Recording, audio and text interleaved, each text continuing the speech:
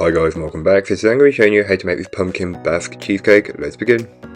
To get started on the recipe, you want to grab yourself a large mixing bowl and place in the cream cheese, which is at room temperature, along with your sugar, and beat the two together until they are fully combined. I didn't add the sugar right here, I added it just after this, before the eggs.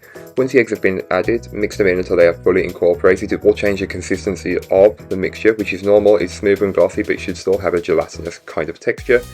Then go ahead and add in your pumpkin puree. I'm using a homemade one, but feel free to use a store-bought one. It will affect the colour a little bit more as the store-bought ones are a bit more orange. Just mix that in until it's fully incorporated. It should still be smooth and glossy. Then add in your flour and your spices and mix these in until they are fully incorporated, being careful not to over mix the mixture.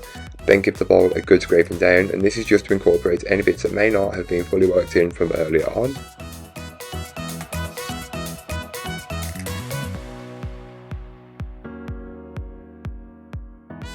You can then go ahead and grab your 8-inch cake tin, which has been lined with parchment paper, and pour all of that Basque cheesecake mixture into there.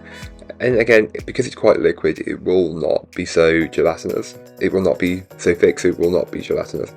Bake in your oven for an hour. All that information will be on the blog post, which will be linked down below. Once the cheesecake is baked and fully cooled, you can then go ahead and slice it up. Trust me, you want this to be as cool as possible. I'd even leave it overnight. I cut it into 6 portions, but feel free to cut it into more or less depending on how many people you want this to feed. It's a very rich and indulgent recipe.